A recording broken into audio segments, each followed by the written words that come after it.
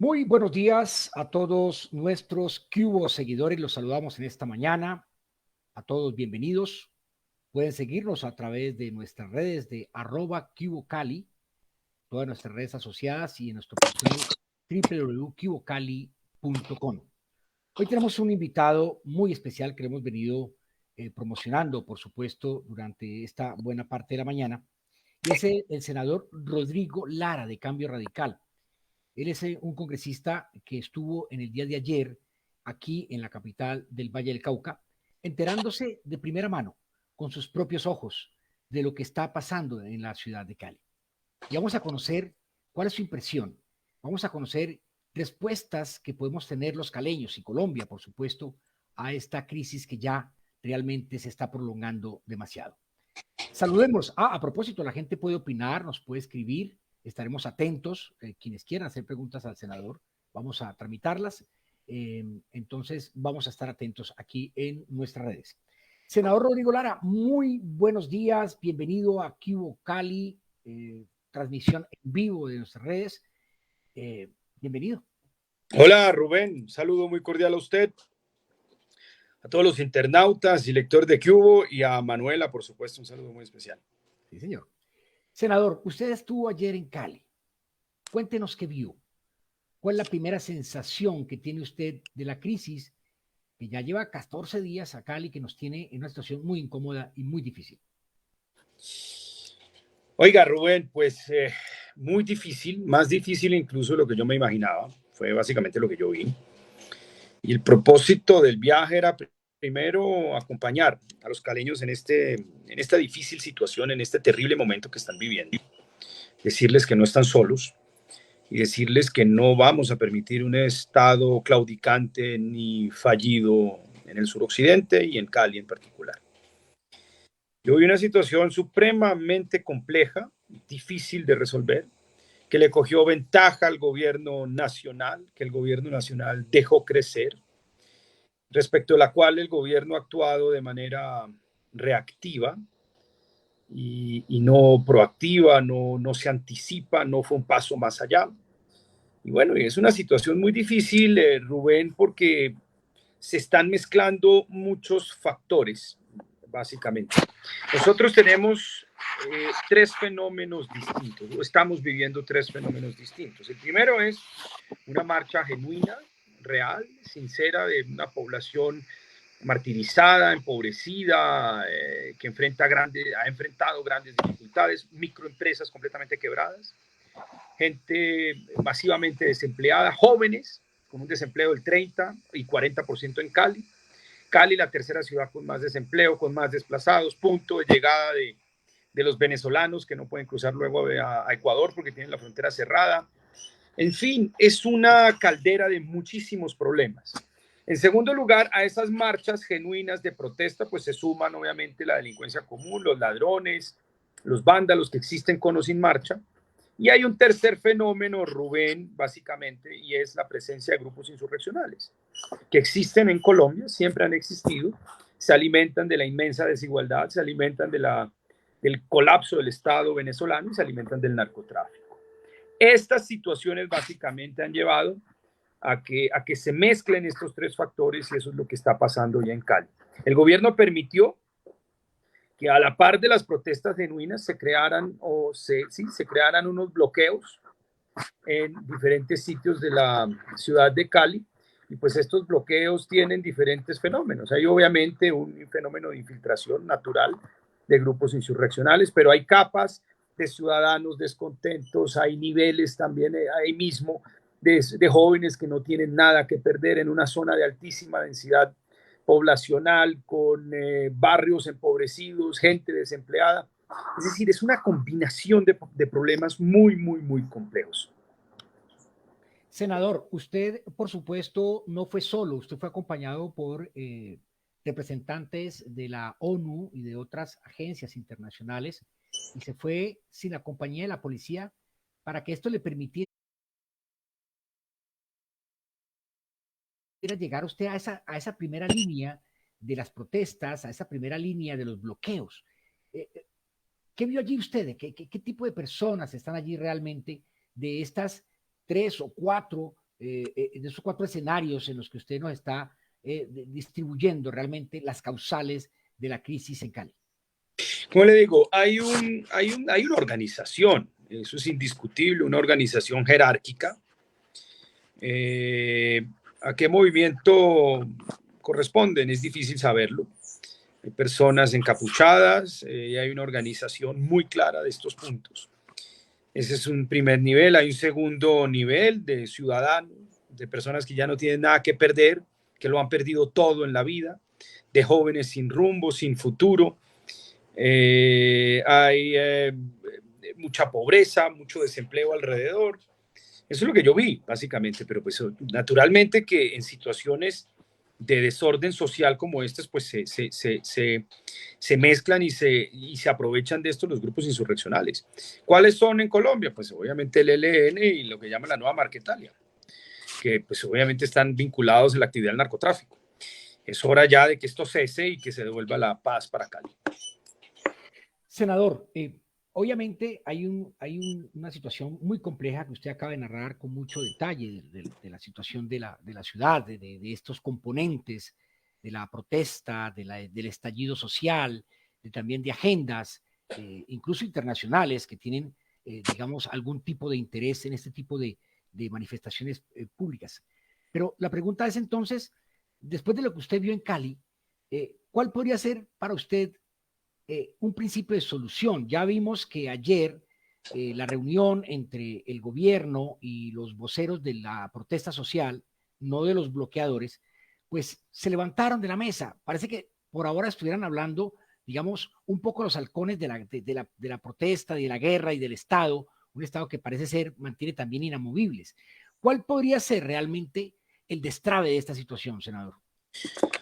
Mire, Rubén, llevamos ya aproximadamente 14 días de paro. El paro que se hizo para enfrentar la reforma tributaria y derrotarla, muy válido, yo lo acompañé. Además, pues como le digo, fue un grito desesperado de una población empobrecida, desempleada, que había que escuchar. El gobierno fue soberbio, mantuvo capa y espada esa reforma tributaria, tildó a todos los jóvenes, y a los marchantes, y a los desempleados, y a los microcomerciantes quebrados de comunistas, de vándalos. Descalificó a quienes no debía descalificar. Y ahora que le corresponde señalar, por ejemplo, fenómenos muy complejos de infiltración de grupos al margen de la ley, que tienen sitiada Cali, sitiado el suroccidente, así digan la verdad, ya nadie les cree. Ese es el gran problema del gobierno nacional Y por la su gran falta. tragedia, pues, y la gran tragedia. No hay Y la, legitimidad en eso, no hay credibilidad. no hay credibilidad y no hay legitimidad. Porque ¿cómo se le ocurre al gobierno decirle a un desempleado, a un padre de familia, al que le arrebataron su dignidad, que no puede llevar pan a su casa, decirle comunista, vándalo, vago, perezoso? Pero es que así piensa la derecha populista que está en el poder, que es displicente con la clase media y los sectores populares. Pero bueno, más allá de eso, Rubén, a ver, por muy justa y legítimas que sean las reivindicaciones populares, un Estado tiene que tener una vertical de autoridad. De lo contrario, se desploma. Tiene que tener una columna vertebral de autoridad. ¿Y eso qué significa? Que los estados tienen que fijar líneas rojas. Protesta, sí, por supuesto, naturalmente, legítima, válida, pero hay líneas que no se pueden cruzar. ¿Y cuál es la línea que no se puede cruzar en una democracia, en una república? La de secuestrar, sitiar a ciudades y a regiones enteras. Porque usted está vulnerando el derecho de locomoción, el derecho el derecho a la libertad, perdón, de millones de personas que viven en una ciudad. Usted no puede someter a penurias, usted no puede someter a desabastecimientos a millones de personas, básicamente por muy válida y legítima que sea su protesta. Entonces, es un poco ejercer la autoridad como un buen padre de familia, comprensivo con los dolores, con las dificultades, con los pesares de sus hijos, pero siempre trazando una línea roja por el bien de los hijos y por el bien de la familia. Pues lo mismo tiene que hacer un Estado, trazar una línea roja. Los bloqueos, es decir, el sitio de una ciudad y el secuestro de una ciudad, no pueden ser tolerados. ¿Y qué pasó? Que el gobierno se dejó coger ventaja, dejó que estos bloqueos crecieran, que se expandieran. Hoy están bloqueando otras regiones del sur del país y hoy tiene un problema gigantesco porque pues, a estos bloqueos han llegado población civil y esto ha alimentado más protesta de ciudadanos. Entonces, pues, ¿qué tiene que hacer el Estado? Levantarlos. O por vía del diálogo o por vía de la fuerza militar y de la fuerza de policía. obviamente respetando los derechos humanos sin ningún tipo de exceso, pero hay que levantarlos. Usted no puede tener sitiada a Cali por más días. Tiene que liberar a los caleños de esta situación. Es decir, senador, que en su perspectiva ya toca que el gobierno use la fuerza legítima para levantar el bloqueo, Como porque último, obviamente, sí, como último recurso, como último pero recurso. como último recurso, por supuesto.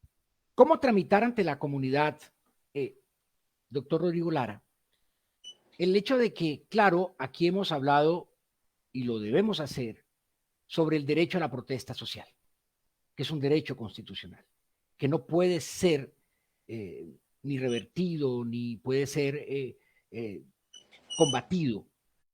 Y cómo también mirar el derecho que tiene la gente para que estas protestas legítimas no afecten también sus derechos. ¿Cómo tramitar eso y cómo explicarle a la gente esta situación? Trazando líneas rojas, Rubén Darío. Protestar, sí, habilitar espacios y calles para que la gente exprese su descontento, sobre todo cuando un gobierno como el que tenemos actualmente se lo merece, pero pues, se traza una línea roja, es como con un hijo. Usted no puede destrozar la casa, mi hijo, usted no puede pintar las paredes, usted no le puede pegar a sus hermanos. Es exactamente eso. Usted traza una línea roja en las ciudades, en el país. ¿Y cuál es la línea roja? Que usted no puede bloquear, ni sitiar, ni secuestrar a una ciudad entera. Es decir, usted no puede básicamente impedir el abastecimiento ni el libre tránsito de los ciudadanos, porque pues usted está afectando derechos muy importantes de millones de personas y el derecho a protestar mío no puede desconocer el derecho tan fundamental y tan sagrado de la libre locomoción y de la libre expresión y del tránsito de una persona de un punto a otro. Es hora de separar la protesta social con los movimientos de bloqueo. Claro, hace rato. Desde la semana pasada en el Congreso de la República yo le solicité al presidente de la República que levantara inmediatamente los bloqueos que tienen sitiada Cali. Creo que fui de las primeras voces del país que lo expresó públicamente. Lo he hecho en diferentes medios de comunicación y le he dicho al gobierno, trace la línea roja. Usted no puede permitir el bloqueo del suroccidente del país. Porque pues obviamente que para bloquear a toda una región se necesita de una organización, Rubén Darío. Esto no es población espontánea. Usted necesita organización y necesita jerarquía. Y eso no nace espontáneamente en la población civil. Hay organizaciones detrás de estos bloqueos. El suroccidente es la zona donde se produce el 40% de la cocaína del país. Hay intereses muy grandes del cartel de Sinaloa, del cartel de Tijuana y sus operadores, que son el ELN y la nueva Marquetalia. Entonces, pues, ¿qué organización está detrás? Pues que nos lo digan las autoridades, pero hay una organización detrás de esto. Y es normal, en un país tan desigual, los grupos insurreccionales tienden a aprovecharse del caos producido por las protestas para, para lograr la ingobernabilidad y el colapso de la institucionalidad del país. Y eso no lo podemos permitir. Es hora de que vuelva el orden. Senador, ya la ONU dijo que el gobierno colombiano es legítimo y pues eso es un espaldarazo, digamos, a la institucionalidad y puede evitar el rompimiento institucional en el país. Pero desde su perspectiva, ¿cuál es el mensaje y qué están haciendo las comunidades internacionales frente a esta problemática? No, lo que pasa es que cuando usted le enfrenta un problema social de esta magnitud, única y exclusivamente con la fuerza pública, pues se presentan estos fenómenos.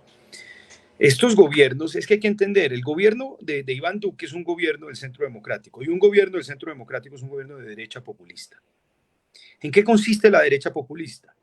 Usa el miedo para aturdir a la población, que el castrochavismo, que Cuba, y les ha funcionado durante 20 años. De tal manera que la gente aturdida y dividida y enfrentada contra sí misma, porque el propósito de ellos es enfrentar a un sector contra otro. Y obviamente toman partido siempre por los más ricos y los más pudientes, para que muertos del susto se enfrenten a otro sector de clase media, de sectores populares, con el cuento que son un peligro para ellos. Ellos dividen de tal manera que puedan gobernar dándole grandes regalos tributarios a los mega ricos y cobrándoselos a la clase media, es decir, como un Robin Hood al revés. En lugar de quitarle al rico para darle al pobre, le quitan al pobre y a la clase media para darle al mega rico. Y tercero, precarizando las condiciones de trabajo de la gente. Es un gobierno por y para los sectores más pudientes de este país. ¿Y cómo logra pasar semejante despropósito? Pues con el miedo. Entonces, estos gobiernos de derecha populista no atienden la reivindicación de la clase media de los sectores populares. Usted lo vio el año pasado en la crisis.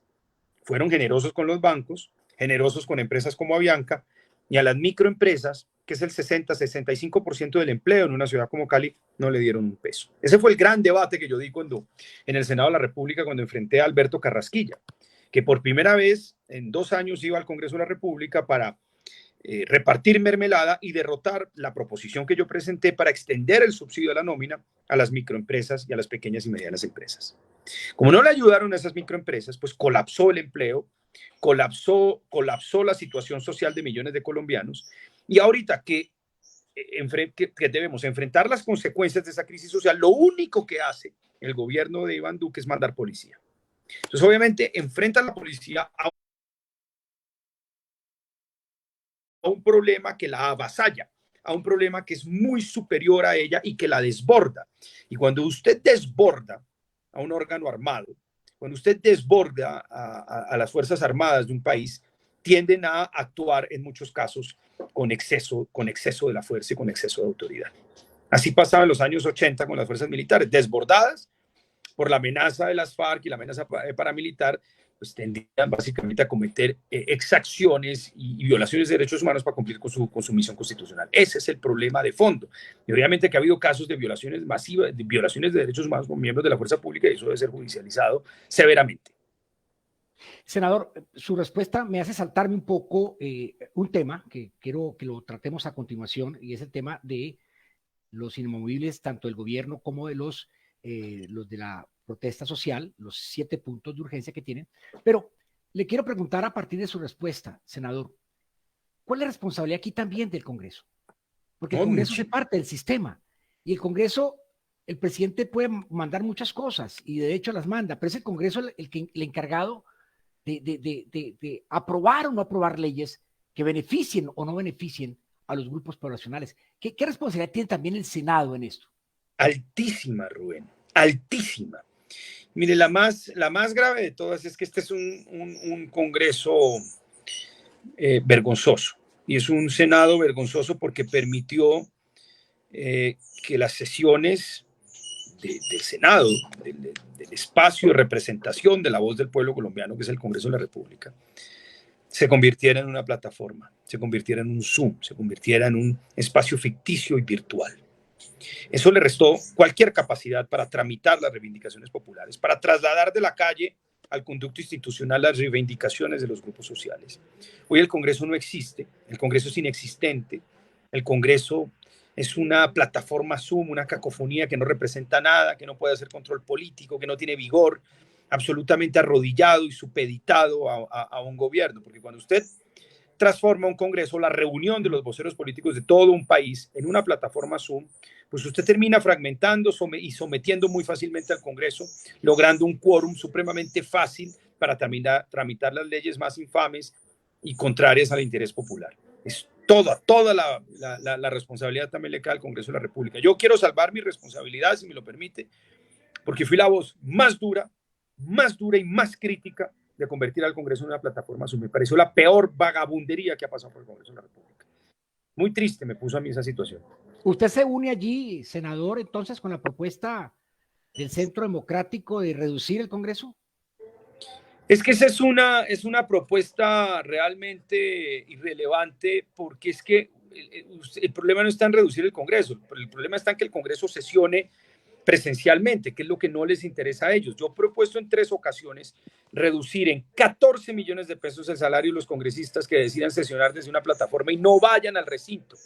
Y ha sido el gobierno con el Centro Democrático y los partidos gobiernistas los que se han atravesado.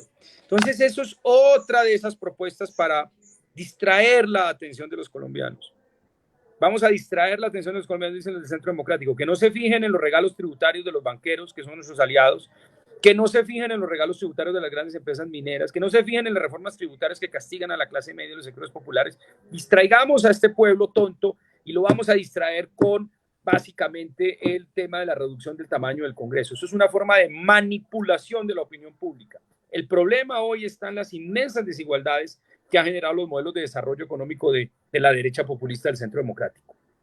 Senador, permítame, voy a leer algunas de las opiniones que estamos teniendo en nuestras redes. La gente quiere participar, está atenta a sus expresiones, a sus respuestas.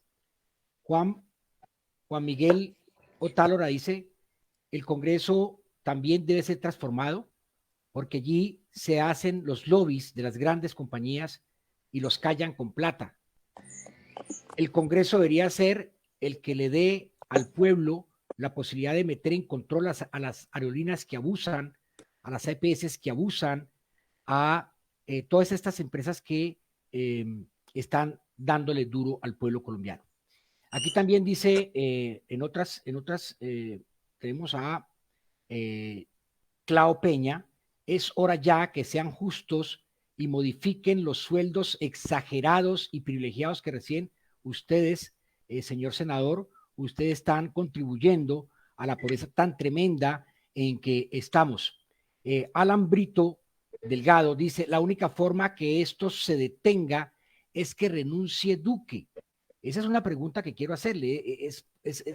¿Será que estamos en el momento en que realmente haya ese rompimiento institucional? Pero aquí también tenemos a Brian, que dice que se aplique la ley código de policía, desbloquear las vías a Jumbo, Candelaria, Jamundí, para que esto no se vaya a reventar. Bueno, este no es Brian DD, porque es uno que está respondiendo, no veo el nombre, pero esas son algunas de las inquietudes que estamos teniendo aquí. También Chir Urbano Ruiz dice, es claro que el Centro Democrático, incluido a Uribe, al verse odiado por toda Colombia y muchos ciudadanos en el mundo, la táctica es reprimir con balas al pueblo. Pero es que eso ya debe parar, que realmente los que están en el Senado, en el Congreso, hagan algo a favor del pueblo y no seguir atacando, sacando tajadas bajo la mesa. Ya dejen de hacer eso, por favor. Si no robaran tanto, el dinero alcanzaría y sobraría para tener un país más lindo de lo que es. Senador, su opinión sobre estas expresiones de nuestros usuarios hasta ahora. Las comparto todas. El Congreso no ha estado a la altura de las circunstancias. El Congreso se volvió una plataforma virtual. Los congresistas derrotaron mi propuesta de reducir en la mitad el salario de los congresistas que sesionan desde una plataforma en particular. Se han resistido y se ha resistido el gobierno. Y hoy el gobierno propone lo que ha hundido con el Centro Democrático y con los partidos gobiernistas. Yo creo que el gobierno, pues, con esta reforma tributaria incendió al país. Una reforma tributaria como un Robin Hood al revés, que le quita a la clase media para darle a los más ricos del país. Y eso es lo que nosotros derrotamos también en el Congreso de la República. Recuerde usted que el gobierno intentó extender el IVA a la canasta familiar en la reforma del 2018 y lo derrotamos en el Congreso de la República y por eso lo volvieron virtual. Porque una vez virtualizado el Congreso, le quedaba más fácil al gobierno hacer pasar esa reforma tributaria. Menos mal que hubo grandes protestas en la calle y que eso hizo retirar esa propuesta. Senador, para usted, ¿qué pasó ayer? ¿Por qué se levantaron de la mesa? Porque es que yo creo que ese comité del paro no representa a la gente que salió a marchar. La gente que salió a marchar es espontánea, no lo hizo por orden de un sindicato. En segundo lugar, porque pues al comité del paro le interesa mantener el paro, haciendo propuestas que son imposibles de cumplir. Este es un gobierno que tiene solo a sus espaldas, desfinanciado, porque recuerden que la reforma 2018-2019 profundizó los regalos tributarios a los mega ricos y en la crisis del año pasado, en 2020, pues no le ayuda a la clase media ni a las microempresas, hizo colapso el recaudo tributario. Entonces, pues pedir cosas imposibles que este gobierno ya tan débil y deslegitimado no puede cumplir, pues es una forma de seguir el paro. A mí me parece que es una irresponsabilidad. Tenemos el COVID disparado, el pueblo ya se hizo sentir contundentemente en la calle. Seguir con el paro es seguir ya sirviendo digamos, de cierta manera de factor de los bloqueos, y los bloqueos están afectando la economía de los sectores populares y de la clase media en todo el país.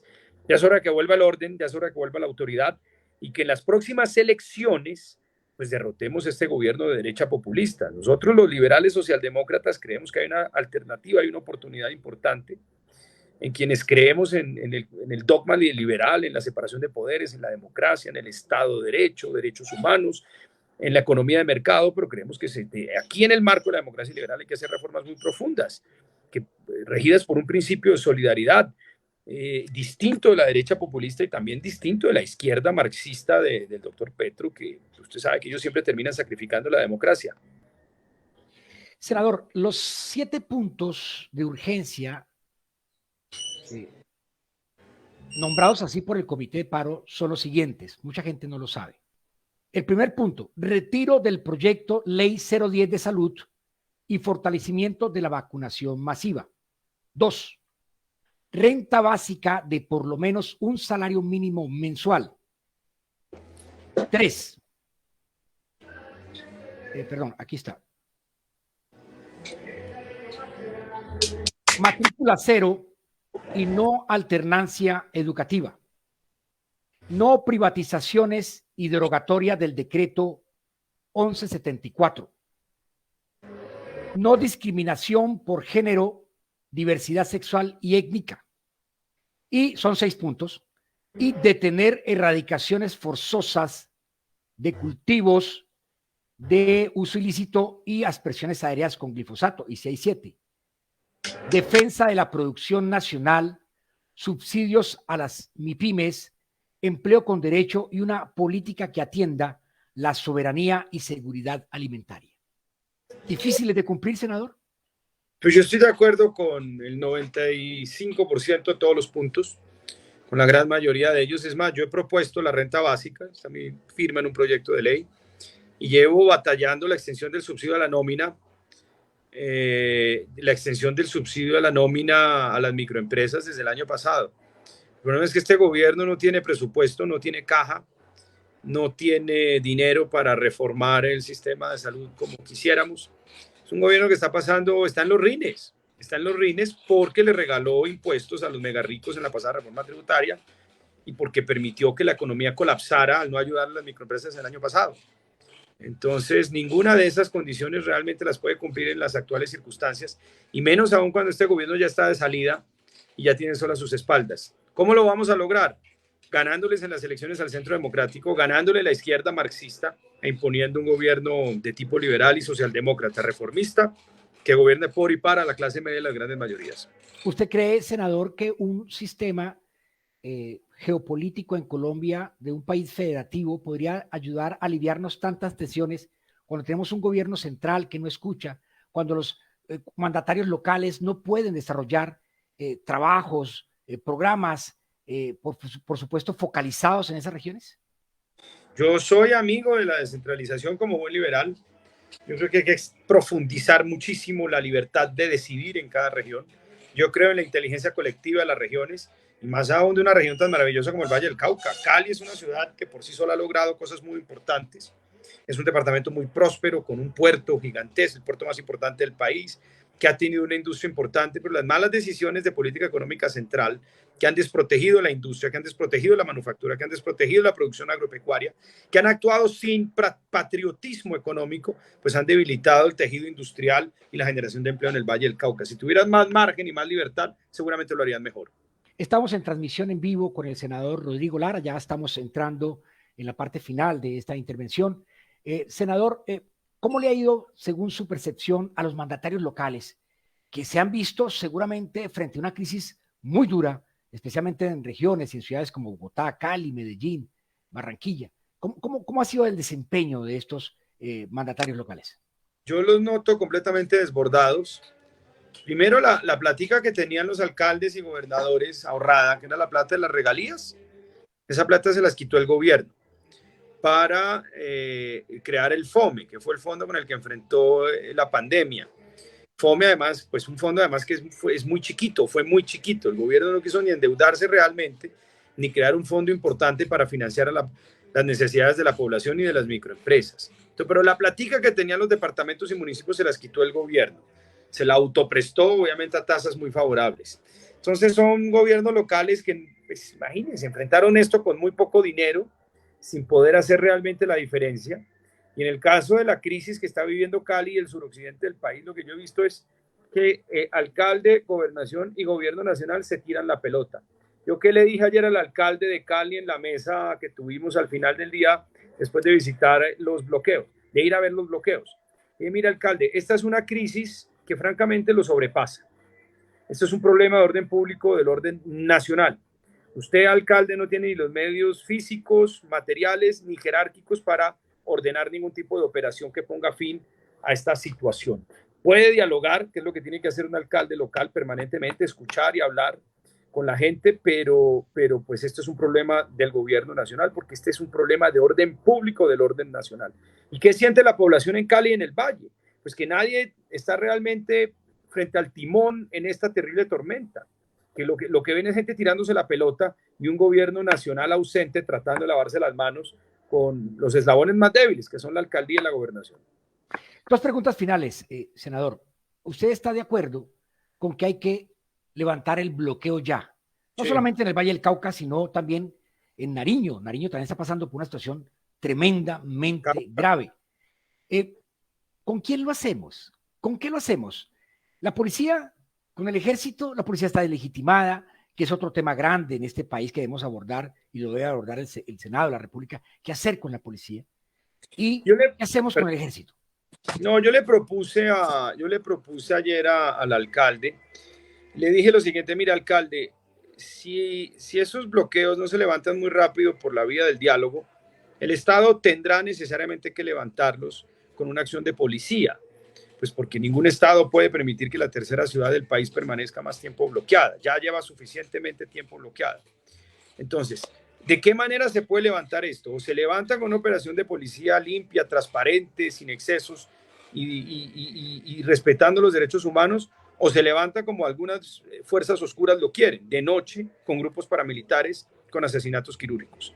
Este es un Estado civilizado. Este Estado no puede volver de ninguna manera a formas de expresión de justicia privada, ni de mano negra, ni de limpieza social. Esto es una democracia, esto es una república y tiene que ejercerse con autoridad y pleno respeto a los derechos humanos. Esto es una autoridad democrática, autoridad propia de un Estado de Derecho. Entonces, si no funciona el diálogo rápidamente, pues hay que levantar esos bloqueos porque los caleños no pueden vivir desabastecidos, ni encerrados en sus casas, ni secuestrados. Es que los más afectados en Cali, yo lo vi, son los mensajeros, es la clase media, es el sector informal, es la gente que tiene que trabajar todos los días. El rico se queda en su mansión, el rico se queda en su finca, el rico tiene excedentes para vivir, y la clase media y los sectores populares que viven del sueldo, del trabajo o del día a día, Rubén.